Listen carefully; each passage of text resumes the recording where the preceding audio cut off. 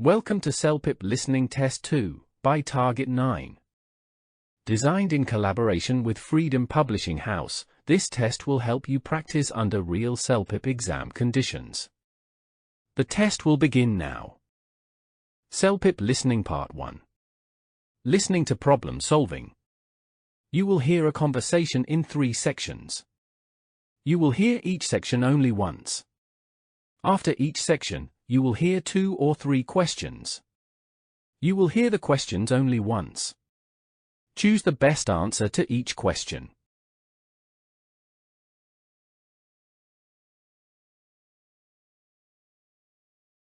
Part 1.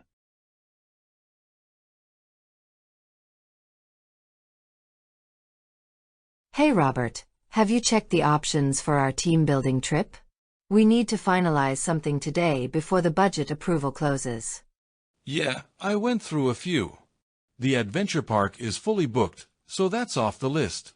I found 2 other possibilities, the Riverside Eco Camp and the Hillside Resort. Both sound nice. What's the difference? The Eco Camp is cheaper and focuses on outdoor survival activities like kayaking and tent pitching. The Hillside Resort is more expensive but offers indoor workshops, buffet meals, and spa facilities.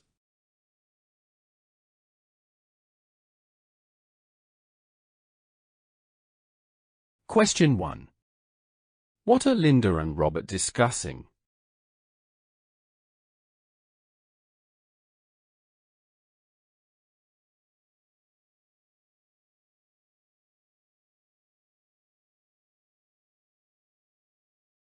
Question 2.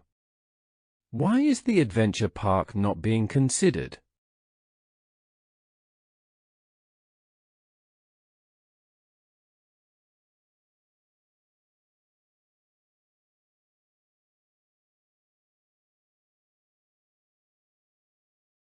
Question 3. What is a unique feature of the Eco Camp?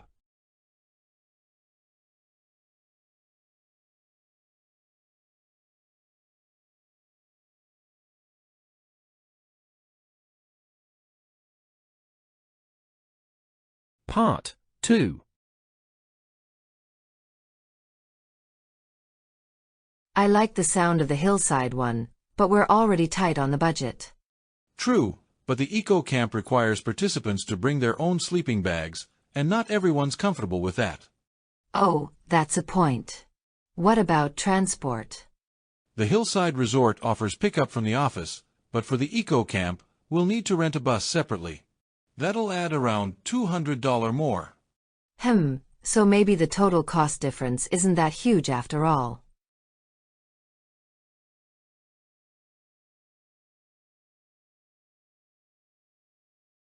Question 4. What concern does Linda raise about the Eco Camp?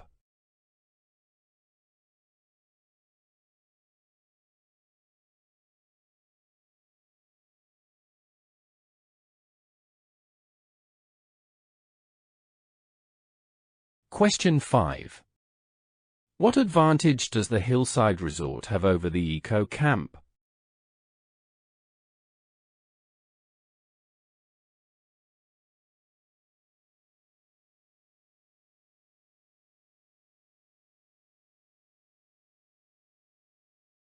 Question 6. Why does Linda say the total cost difference may not be large?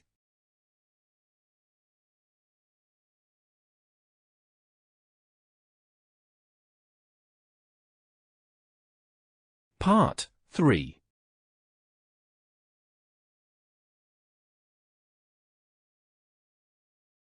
Yeah, especially considering the convenience and comfort. Also, the Hillside Resort gives a discount if we book before Friday. Perfect. That fits our deadline. Should we confirm the Hillside one then? Let's do it. I'll send the booking confirmation and inform HR for the payment. Great. I'll prepare a short itinerary and email it to the team by tomorrow morning.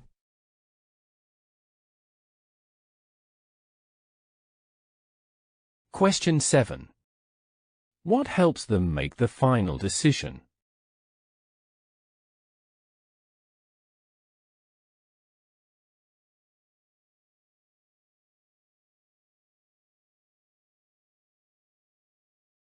Question 8. What will Linda do next?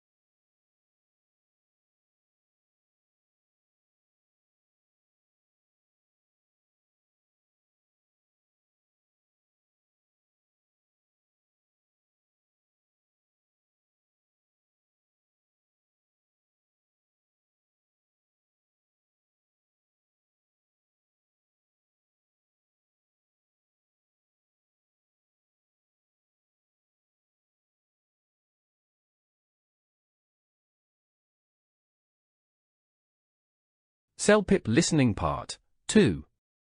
Daily Life Conversation. You will hear a conversation followed by 5 questions. Listen to each question. You will hear the question only once. Choose the best answer to each question.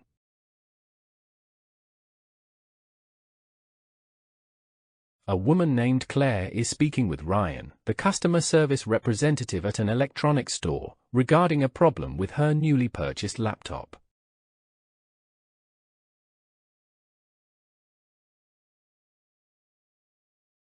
Good afternoon, ma'am. How can I help you today? Hi, I bought a laptop from this store about 10 days ago, a NovaBook X15. It was working fine initially, but yesterday it started shutting down randomly, even when fully charged. I'm sorry to hear that. Did you happen to install any new software or updates recently? Sometimes that can cause instability. I installed the latest Windows update, but that's about it. It shut down twice during my online meeting this morning, which was really embarrassing. I can imagine. Let's see. If it's within 14 days, you're still eligible for a replacement. But before we proceed, did you bring the receipt or the purchase email? Yes, I have both right here. But I'd prefer a refund rather than a replacement. I need a reliable laptop immediately for work, and I can't risk another faulty one. I understand, but according to our store policy, refunds are only issued if the device can't be repaired or replaced. However, if the technician confirms it's a manufacturing defect, we can process it faster. So you're saying I need to wait for the technician's report first? Exactly. It usually takes 48 hours. If the fault is confirmed, you'll get an exchange or refund, depending on the outcome. That's inconvenient. I have an important presentation on Friday. Do you offer any temporary loaner devices while mine is being inspected? Unfortunately, not for standard customers, only for members with our premium protection plan. You could, however, rent one from our partner store next door. They usually give discounts for customers referred by us. That might work. Could you give me their contact details? Sure, I'll print them out along with your service ticket. Just drop the laptop at the tech desk, and they'll start the inspection right away. Okay, thank you. I just hope this process doesn't drag on for too long. I'll make a note to prioritize your case. You should get an update within 2 business days. Appreciate it. Fingers crossed. It gets resolved before Friday.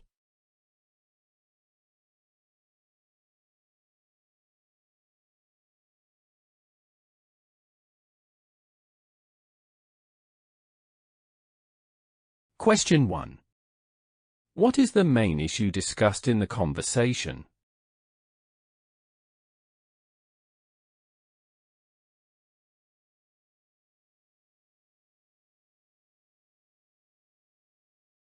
Question 2.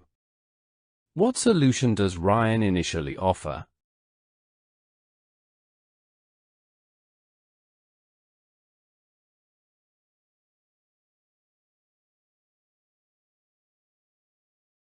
Question 3. Why does Claire prefer a refund instead of replacement?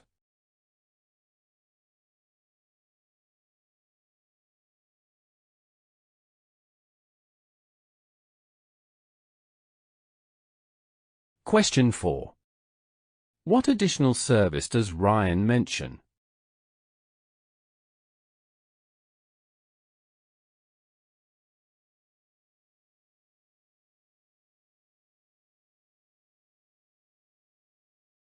Question 5.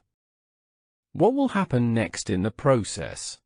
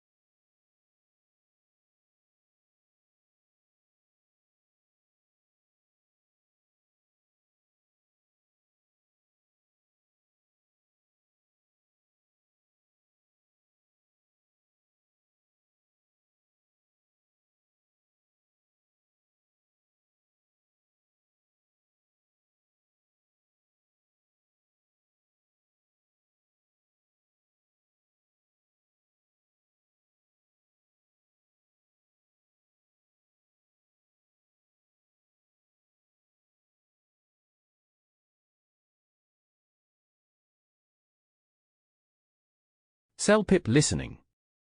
Part 3. Listening for information. You will hear a conversation followed by 6 questions. Listen to each question. You will hear the question only once. Choose.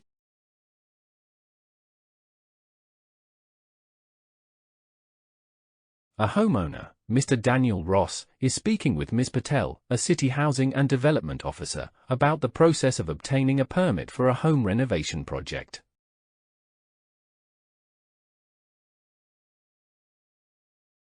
Good morning, City Housing and Development Office. How can I assist you today? Hi there. My name's Daniel Ross. I'm planning to renovate my house in Maplewood, and I wanted to check what kind of permit I'll need before I start. Sure, Mr. Ross. Could you tell me what kind of renovation you're planning? I want to extend my kitchen and add a small sunroom at the back. It's not a major structural change, but we'll be modifying one of the load-bearing walls. In that case, yes, you'll definitely need a building permit, since structural modifications are involved. You'll also need to submit a copy of your architectural drawings and a letter from a certified engineer approving the wall changes. Okay. I already have a local contractor preparing the drawings. How long does the permit process usually take? Typically, about 3 weeks, but it can take up to 6 if the documents are incomplete or if inspections are delayed. That's a bit tight. We were hoping to start construction next month since we've already booked the contractor. Is there any way to speed things up? We do offer an expedited review option, but it comes with a higher processing fee, around 40% more. You'll also need to provide all the required paperwork up front, including the engineer's approval, proof of property ownership, and your contractor's license details. I see. I'll probably go for that since we're on a schedule. Do I have to apply in person or can I submit everything online? You can do both, but online applications are actually faster. The only catch is that the system automatically rejects incomplete submissions. So double-check your attachments before uploading. Understood. Oh, and one last thing. Do I need a separate permit for electrical or plumbing work? Yes, those are separate, but your contractor can usually apply for them under their professional license. Just make sure all permits are approved before you start construction, otherwise, you could face fines or even a stop work order. I'll definitely keep that in mind. Thank you so much, Ms. Patel. This has been really helpful. You're welcome, Mr. Ross. Once your application is in, you can track its progress online. Have a great day.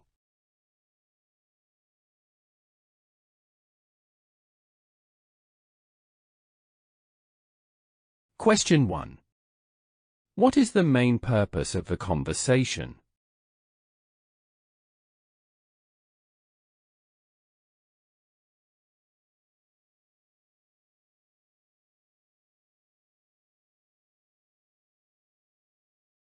Question 2.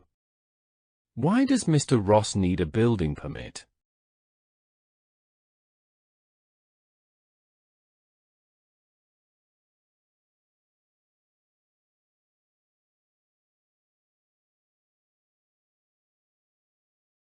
Question 3. What can delay the permit approval process?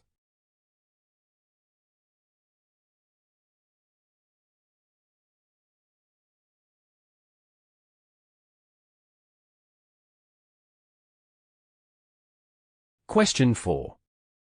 What is one advantage and one limitation of the expedited review option?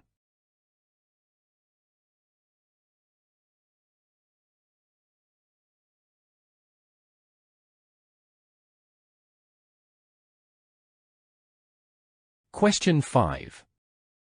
What does Ms. Patel warn about online submissions?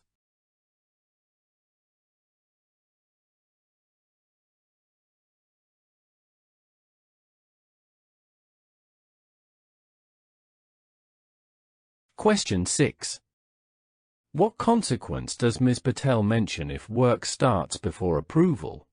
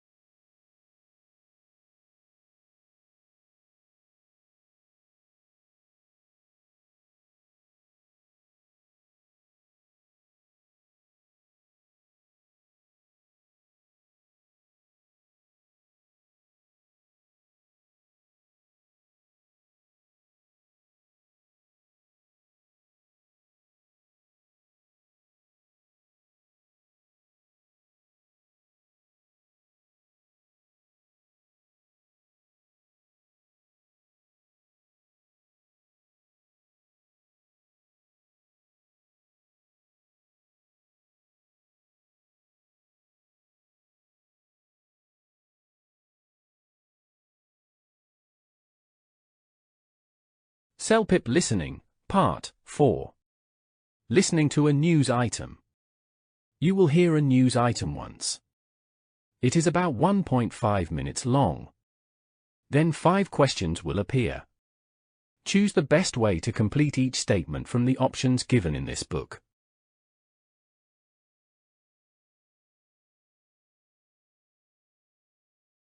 You will hear a news report about a public transportation upgrade project in the city of Westbridge.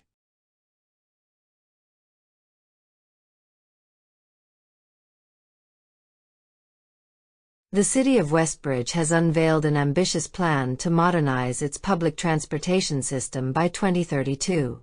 The project, named Metro Connect, aims to reduce traffic congestion and cut down carbon emissions by expanding the city's electric bus network and introducing a light rail system. According to City Transport Commissioner David Lang, the project represents one of the largest infrastructure investments in the city's history, with an estimated budget of $1.8 billion. He stated that construction for the light rail network will begin next spring and will cover over 25 kilometers, linking downtown Westbridge to the suburban industrial zones. The plan has received mixed reactions from residents. While many commuters welcome the idea of cleaner and faster travel, others worry about the temporary disruptions it could cause. Some local shop owners are concerned that ongoing construction may affect foot traffic and sales for several years. Environmentalists have expressed strong support, saying that Metro Connect could significantly reduce the city's carbon footprint if implemented properly. They believe that shifting from diesel-powered buses to electric transport could lower greenhouse gas emissions by nearly 30% in the next decade. However, critics argue that the government should first focus on maintaining existing roads and repairing older bus stations, which are already in poor condition. In response, Commissioner Lang assured the public that the maintenance fund would continue alongside the new project, ensuring no compromise on current infrastructure. The Metro Connect project will be rolled out in stages, with the first phase expected to be completed by 2028. The city hopes the initiative will encourage more residents to use public transport and help make Westbridge one of the greenest cities in the country.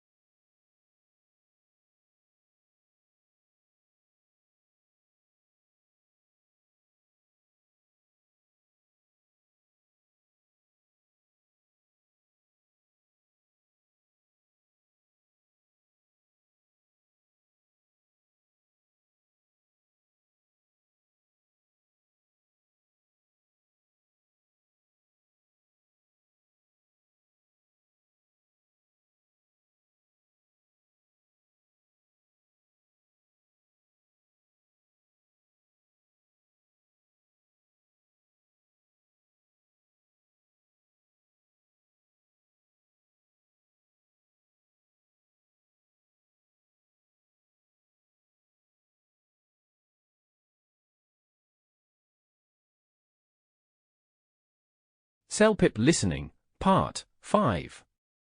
Listening to a discussion. You will hear a 2-minute conversation. Then 8 questions will appear. Choose the best way to answer each question.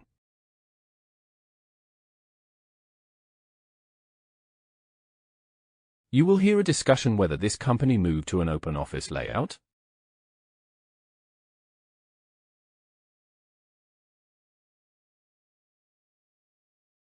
Good morning, everyone. As you know, the management team is considering redesigning our workspace into an open office layout. The idea is to remove cubicles and create a more collaborative environment. I'd like to get your perspectives before we conclude the proposal.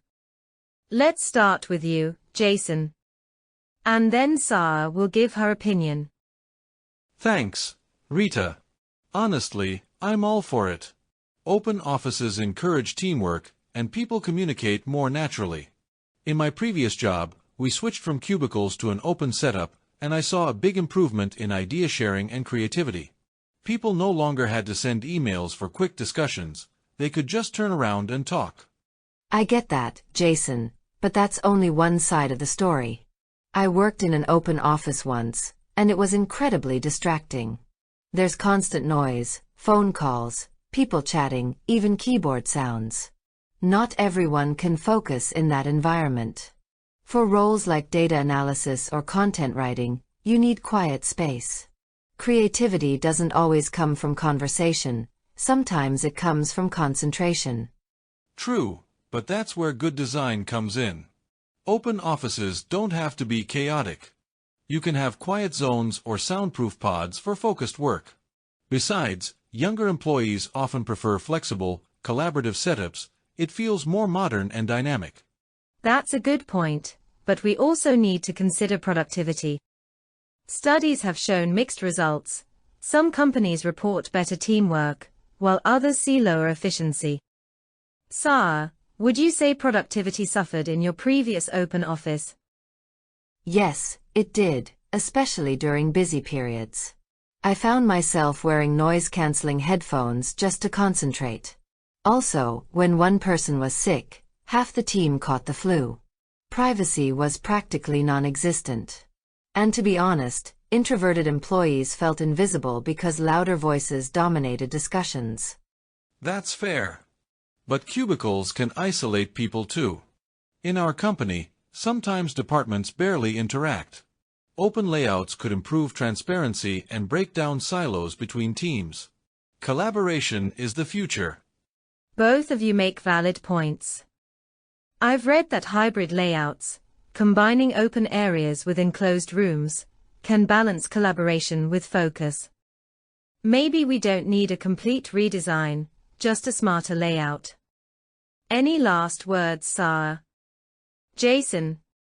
Okay, Sarah, you tell first. I definitely support that. As long as there's choice, spaces to talk, and spaces to think.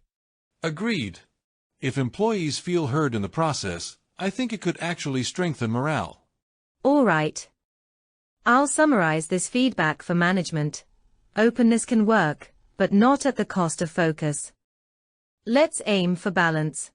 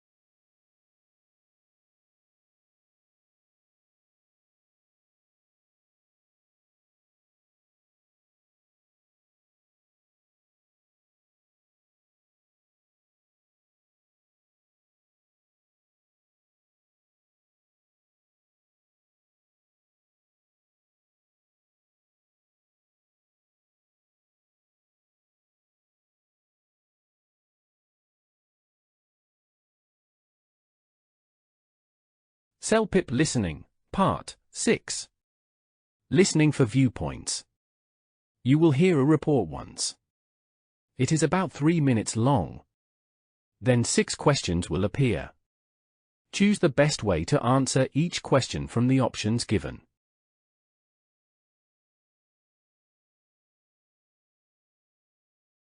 You will hear a report about whether companies allow permanent remote work.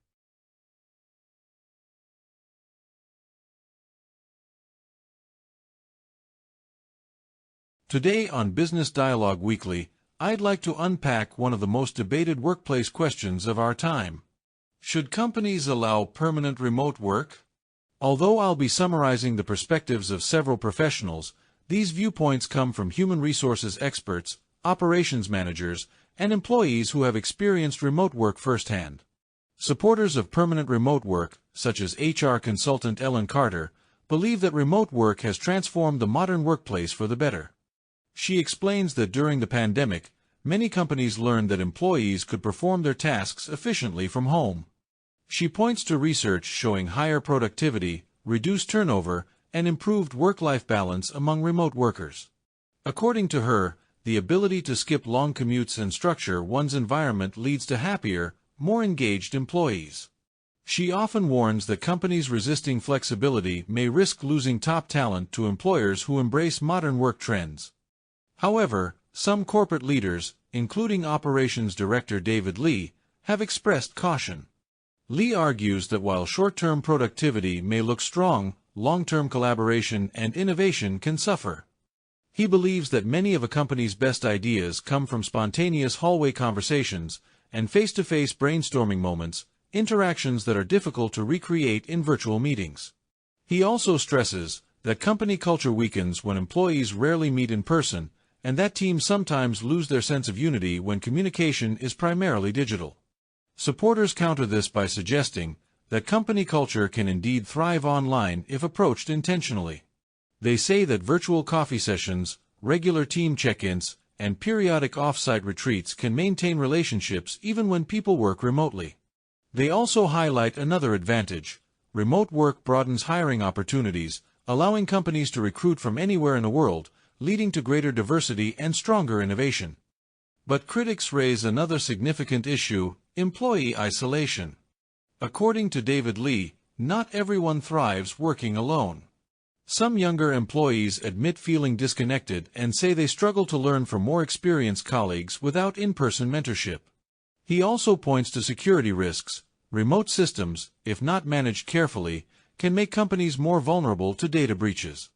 Supporters, including Ellen Carter, acknowledge these problems but promote a hybrid model as a balanced solution. She suggests systems where employees work remotely most of the week but meet in person for structured collaboration, mentorship, and planning. She argues that such an approach reduces burnout, strengthens engagement, and gives teams the freedom they need without sacrificing interaction. Even critics of permanent remote work agree that hybrid models are more realistic than forcing everyone back to the office full-time. They note, however, that not all industries can operate remotely. Certain fields rely heavily on coordinated, hands-on teamwork. According to them, each company must analyze its own needs instead of copying global trends blindly.